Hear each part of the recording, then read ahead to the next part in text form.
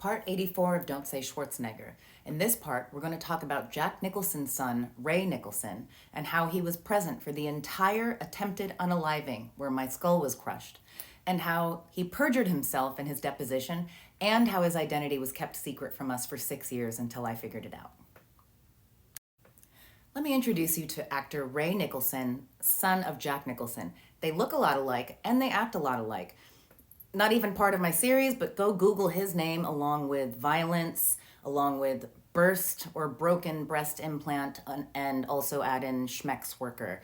And you can look up the police reports and the statements from the women.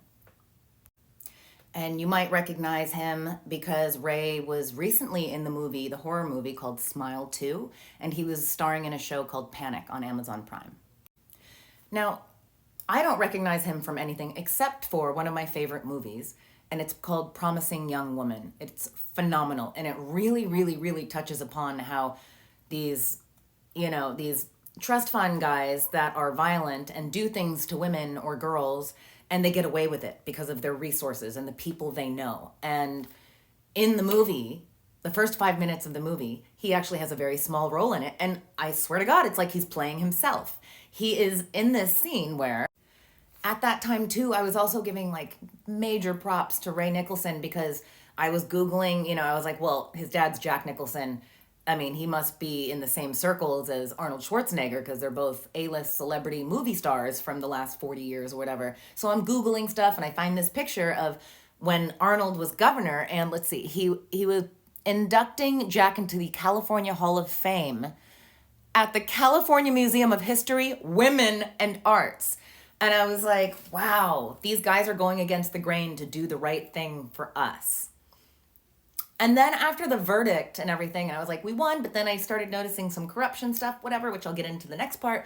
But that's when I decided to actually Google Jack Nicholson along with words like scandal, violence, women, stuff like that. And then I was like, oh my God. And then I was like, wait, I need to get my hands on that deposition of Ray's because we had seen Ray on the third day he was there, and we saw him giving like a fist punch and a hug and laughing with Chandriz in the hallway, and we were like, get him off our witness list. So I ordered his deposition.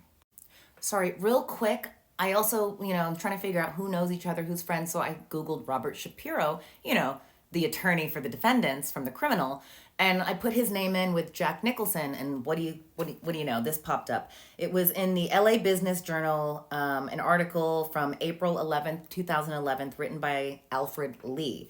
And in it, they asked Robert Shapiro if he's friends with Jack Nicholson, and he says he's more of a social acquaintance. That's not something you want to say because we know how Jack Nicholson socializes.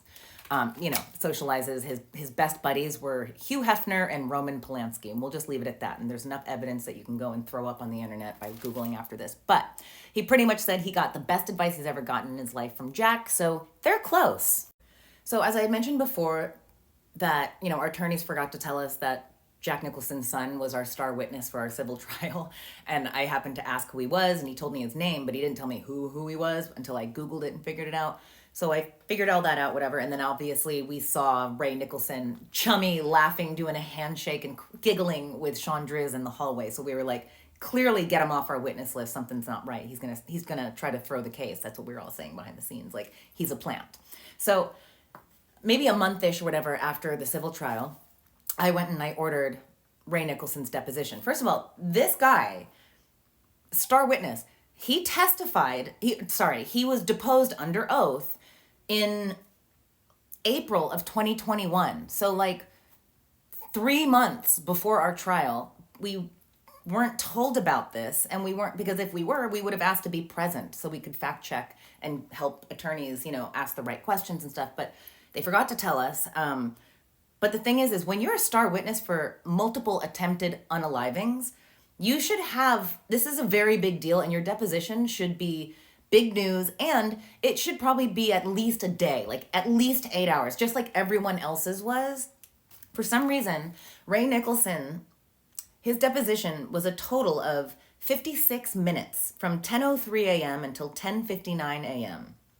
And he was doing it while he was on a break from partying at a wedding in Boston. So he was in a hotel room in Boston, and we accommodated him for some reason.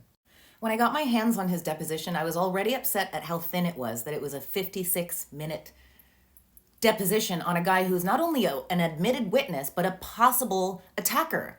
Like, there's no reason it should have been 56 minutes. There's not, there. I had 8 hours of questions I could have asked him and cornered him into lying, but he ended up perjuring himself. Ray Nicholson perjured himself, and he told lies that facilitated the new narrative that the defendants tried to use for the civil trial.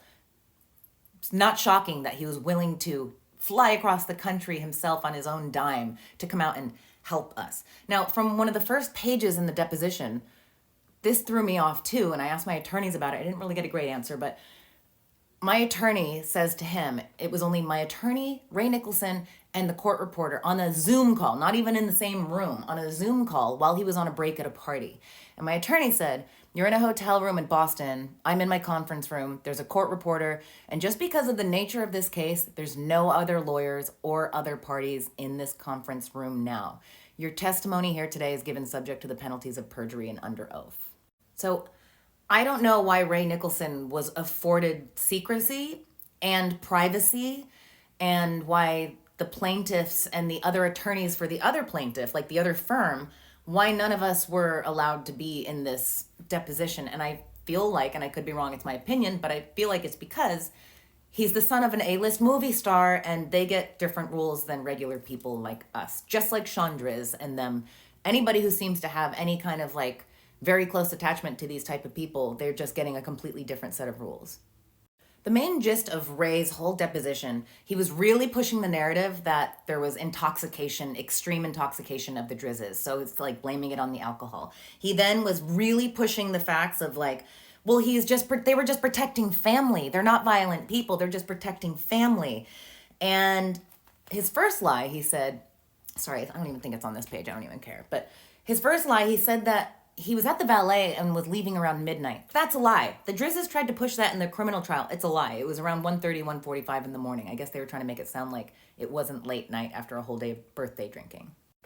Ray also lied, perjured himself, and he says that out of nowhere, a third TMZ guy ran across the street and just punched one of the older, like 60-year-old Drizzes, just sucker punched him out of nowhere. That was the first punch. That's what he says. That's a lie. Every single witness and paparazzi and Chandriz himself admitted the first punch was from Chandriz, but they're making a new story for the civil trial. So that was Ray's first lie. Then he starts trying to push this whole narrative of like, look, it's just, everything's out of context.